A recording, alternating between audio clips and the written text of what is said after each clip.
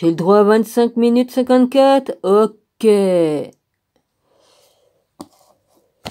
mis où ma loupe? Oh putain de merde, puis en plus j'ai pas ma loupe. Ouais, ah ça y est, je l'ai. Ouais, ouais. Bon, bonjour à tous mes abonnés, aux frères et sœurs et aux amis.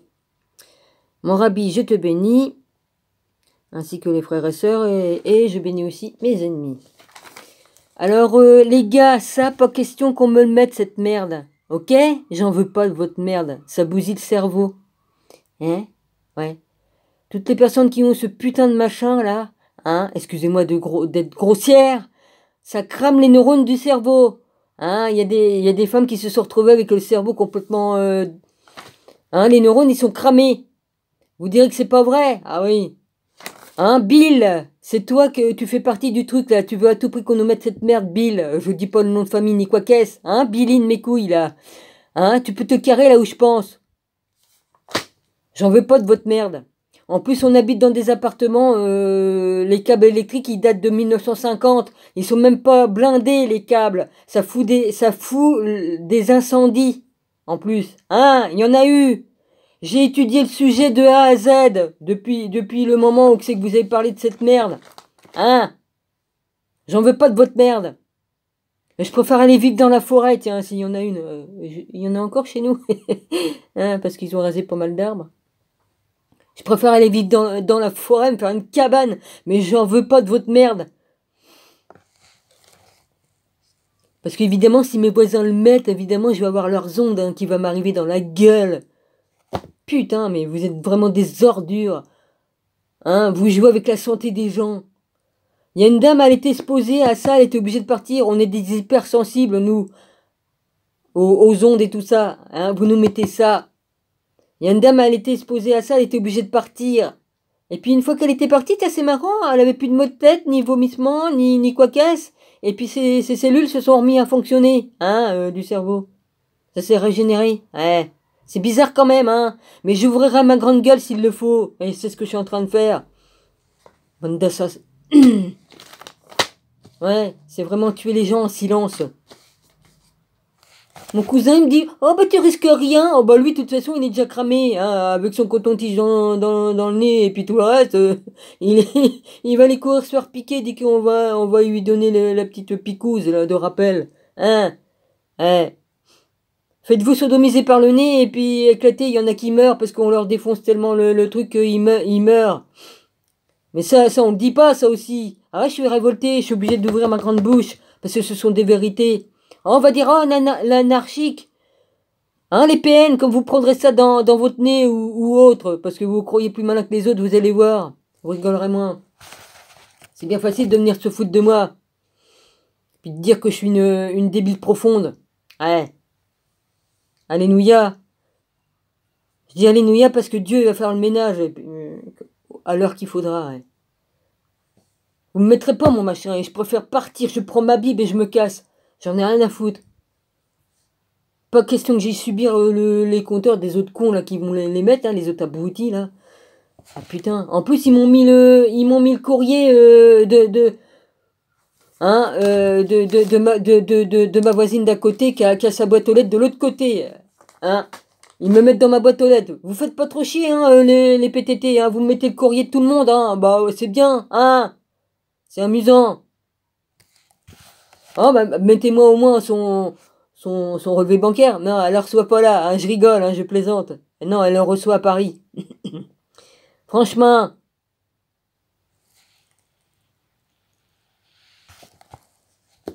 Ah, ils sont pressés de nous mettre leur saloperie. Ils sont pressés, ils sont tellement pressés de nous bousiller.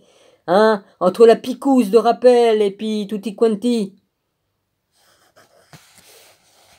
Ah oui, parce qu'ils voient que c'est leur fin bientôt, alors ils veulent accélérer le mouvement. Hein. Maintenant, j'ai perdu assez de temps avec vous, bande de cons, et je vais reprendre ma lecture. C'est normal que je pousse un coup de gueule, parce que je sais très bien ce qui se passe. Ça fait des années que j'étudie tout ça.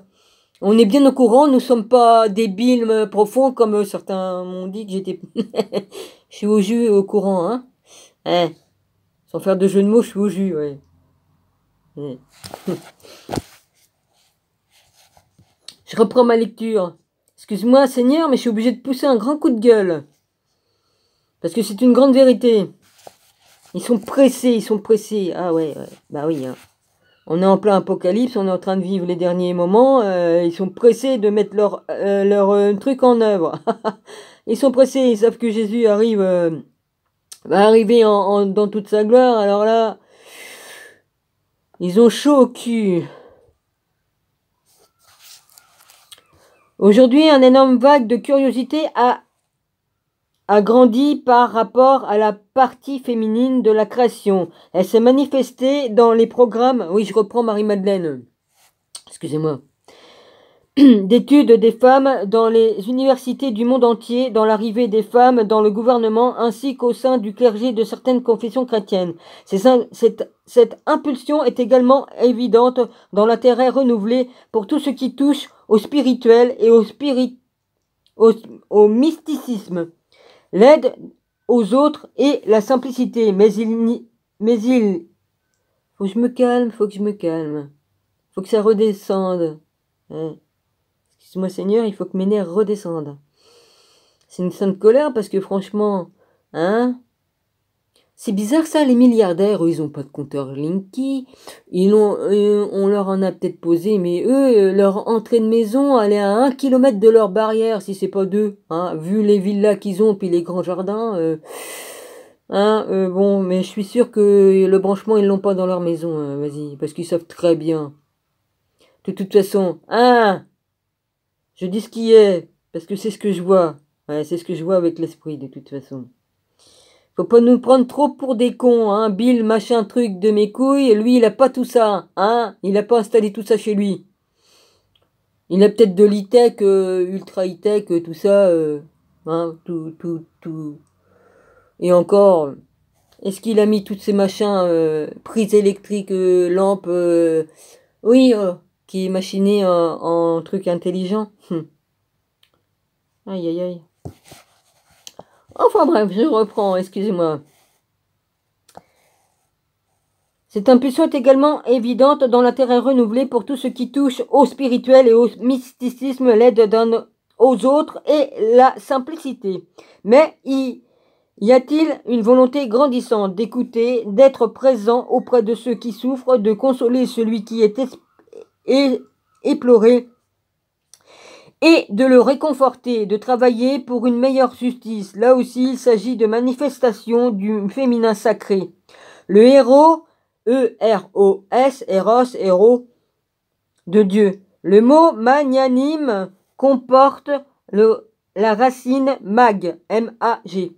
Grande dame, mag veut dire grande dame, ou grand-mère.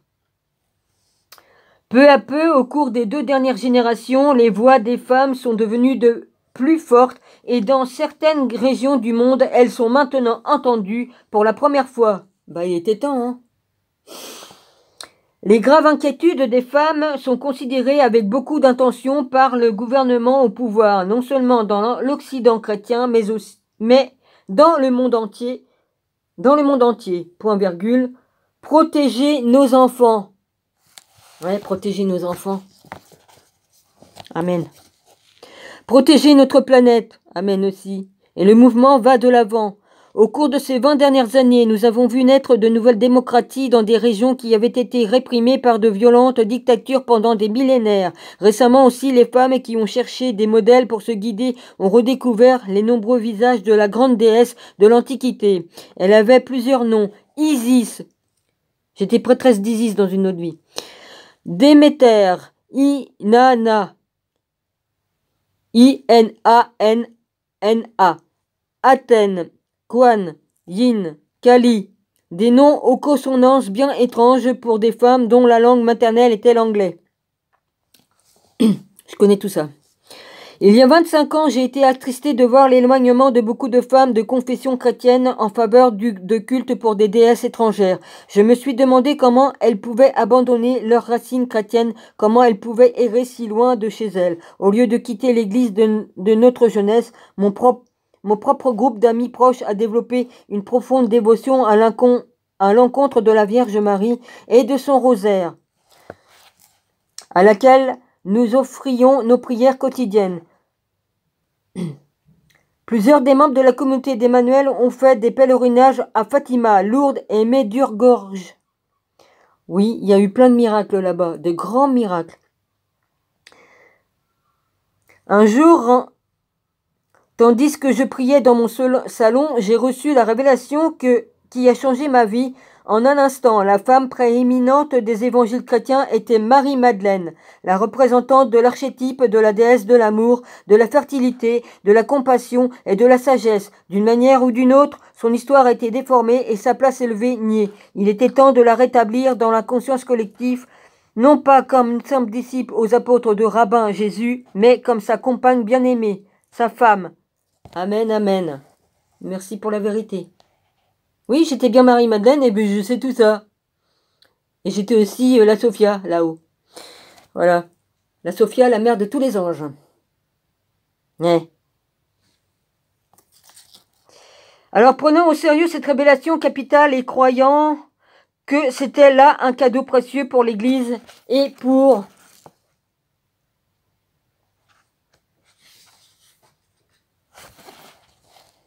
l'humanité tout entière. J'ai consacré ma vie à faire des recherches sur le texte de la tradition et à corriger les enseignements concernant Marie-Madeleine, ne rêvant jamais que le temps puisse mûrir pour favoriser une plus grande révélation du paganisme restitué que je voyais. Aujourd'hui, la bonne nouvelle du couple sacré représenté par l'union intime de Jésus et de Marie et Madeleine se répand partout sur la terre. Qui aurait pu prédire cette éventualité? Il semble que cette union sacrée, au cœur même de la mythologie chrétienne, résonne au plus profond de chacun de nous. Confrontés au phénomène extraordinaire du retour de Marie-Madeleine, les apologistes pour un christianisme conservateur se raréfient. Les gardiens d'aujourd'hui, comme ceux qui ont attaqué l'épouse dans le Cantique des Cantiques et l'ont débarrassée de son manteau, espèrent que l'épouse disparaisse de nouveau dans l'oubli, tandis que le clergé de certaines confessions chrétiennes montre un empressement peu enthousiaste à donner un rôle d'apôtre à Marie-Madeleine. Pourtant, elle était l'apôtre des apôtres. Arrêtez donc vos conneries, il est temps. Il est temps que la vérité sorte. Vous changerez rien, le plan de Dieu. Vous ne pouvez pas changer le plan de Dieu. Dieu est le maître de toutes choses. C'est lui qui a tout créé. C'est lui qui décide de tout et ce n'est pas vous. C'est Marie-Madeleine et puis la Sophia qui vous le dit. Et puis tout ce que j'ai été dans toutes mes vies. Ou messagers de la résurrection. La plupart sont réticents à considérer le changement radical du paradigme inhérent au mariage sacré pour défendre leur position inflexible. Certains clergés affirmant que Jésus aurait été trop occupé à rétablir son église et à prêcher pour s'occuper de mariage. Quelle connerie. Oubliant que le mariage était une obligation fondamentale pour les garçons juifs. Grande vérité. C'était une obligation de se marier. Comme t'étais rabbin, rabbi, peu importe. Oui, c'est la même chose. Hein? D'autres affirment que l'idée de mariage sacré est païen. Bah non. C'est pas païen le mariage sacré. Peu disposés à admettre que c'est le modèle fondamental de vie sur Terre et qu'il n'y en a pas d'autre. D'autres revendiquent le fait qu'ils s'en tiennent à la tradition de chrétienté, selon laquelle Jésus était à la fois célibataire et chaste. Quelle bonne de... Bon. Ne comprenant pas les hiérogamos.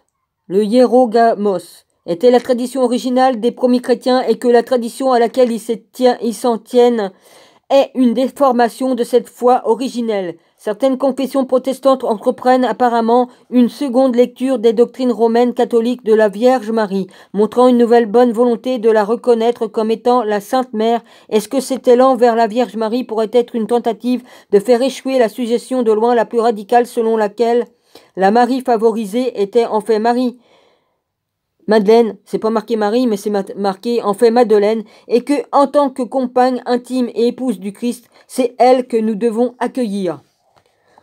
Moi, j'accueille aussi ma belle-mère. Ah bah, c'était ma belle-mère à l'époque, hein, puisque j'étais l'épouse de Jésus. Bon, c'était une belle maman. Puis Joseph, c'était bon papa. Enfin, Joseph, c'était le beau-père, hein. Joseph, c'est le beau-père de Jésus, c'est pas son père. Le père, c'est le père qui est là-haut, là, le père de Jésus. Jésus a-t-il pu être marié? La réponse est oui. L'archevêque John de Shelby Spong, l'archevêque épiscopalien retraité de New Jersey, et de Dr. William A. Phipps, tu parles des noms, Phipps, un professeur émérite de religion et de philosophie au David Hank Henkel College, chacun d'eux ayant fait de grandes recherches sur ce sujet, soutiennent l'idée que Jésus était très probablement marié, et ils n'étaient pas les seuls. La preuve, bien que fondée sur des présomptions, est convaincante et incontestable. Moi, je dis que le Vatican, ils ont récupéré les papiers de mariage et c'est planqué au Vatican. Toutes les preuves qu'il y a pu y avoir sur beaucoup de choses, ils ont tout pris, soit qu'ils ont brûlé, mais ils ont gardé les trucs les plus importants, et je vous dis que tout est au Vatican. C'est pas pour rien que Néron a fait brûler les bibliothèques, hein. Puis après, ils ont dit que c'était les chrétiens qui avaient mis le feu. Ah bah oui, on a le dos large, hein.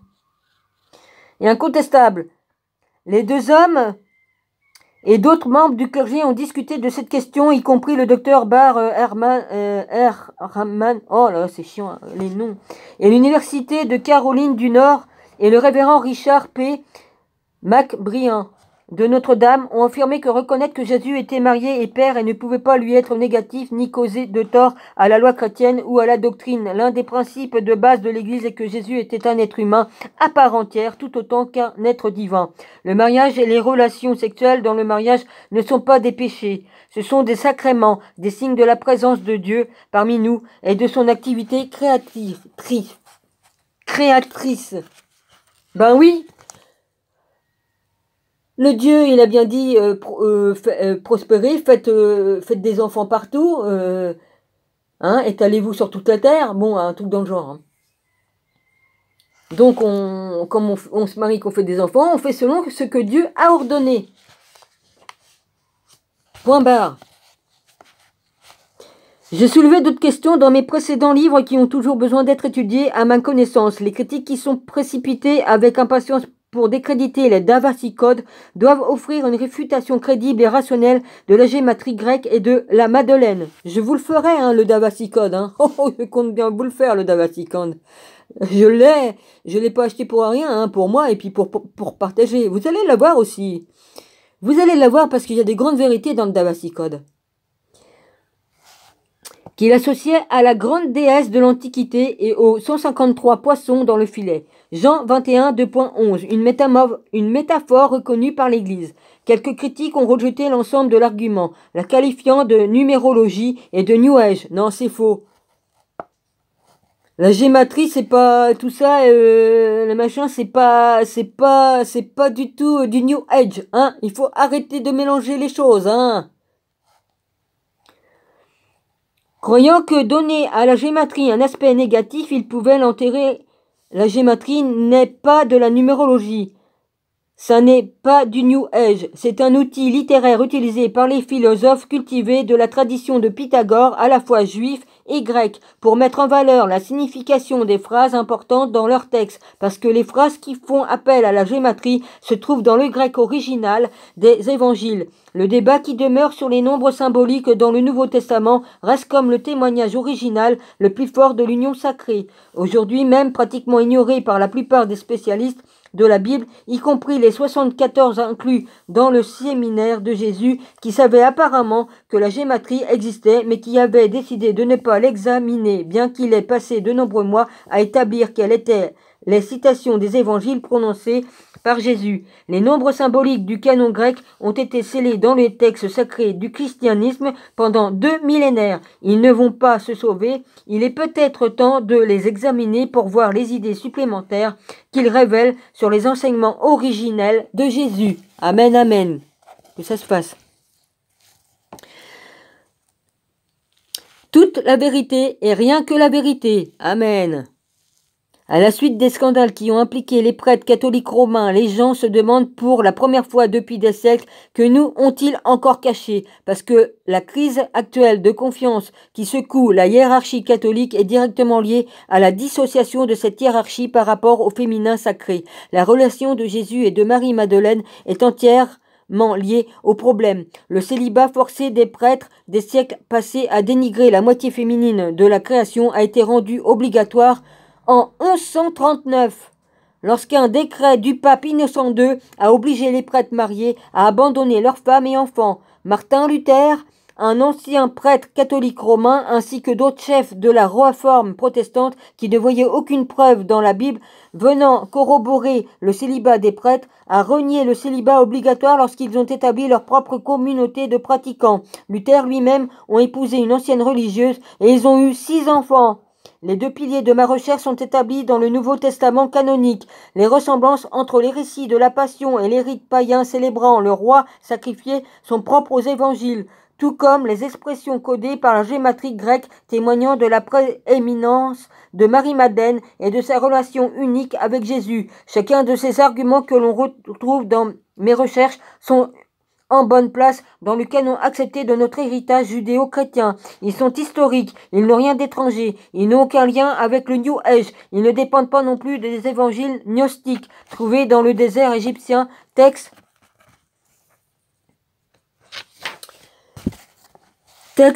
qui ont été éclatés hérétiques par Irénaeus, Irenaeus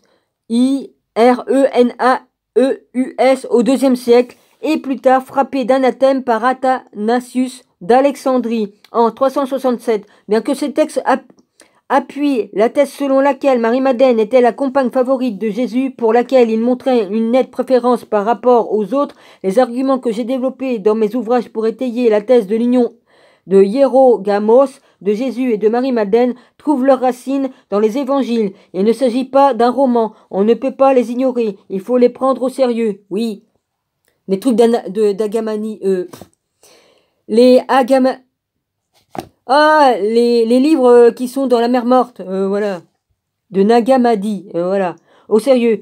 Ils ont leur origine dans la Sainte Écriture que tous les chrétiens croient être les paroles révélées et infaillibles de Dieu. L'union sacrée est confirmée par le premier témoignage chrétien dans le comportement de ses frères, de Jésus et autres apôtres, qui, comptant sur le témoignage de Paul dans son premier épître aux Corinthiens, ont voyagé comme couple missionnaire avec leur sœur épouse, propageant la bonne nouvelle du règne de Dieu, égalitaire et global, modelé sur le cantique des cantiques et le mandala archétypal de la vie elle-même. Ces tout premiers chrétiens ont reconnu le royaume déjà parmi nous, attendant que nous reconnaissions, acceptions et célébrons l'union sacrée inhérente dans la graine de moutarde. En fin de compte, cette union se manifeste dans la relation entre la divinité et l'humanité que l'on retrouve exprimée dans l'épître de Paul. Ne savez-vous pas que vous êtes un temple de Dieu ? 1 Épître aux Corinthiens 3, 2.16. Le cœur de message de l'évangile était une mise au point. Le cœur de message de l'évangile était une mise au point de position. Nous portons tous en chacun de nous un Dieu immanent. Ça n'est pas le Dieu du plafond de la chapelle Sixtine, mais Emmanuel. L'infini, l'invisible et l'indicible qui est avec nous, qui s'incarne non seulement dans le Christ, aussi et nous. L'ultime prolongement de cette vérité est démontré en physique par la vague et la théorie de la particule. Le visible et l'invisible sont un. La fibre et la trame de la même fabuleuse tapisserie, l'existence elle-même.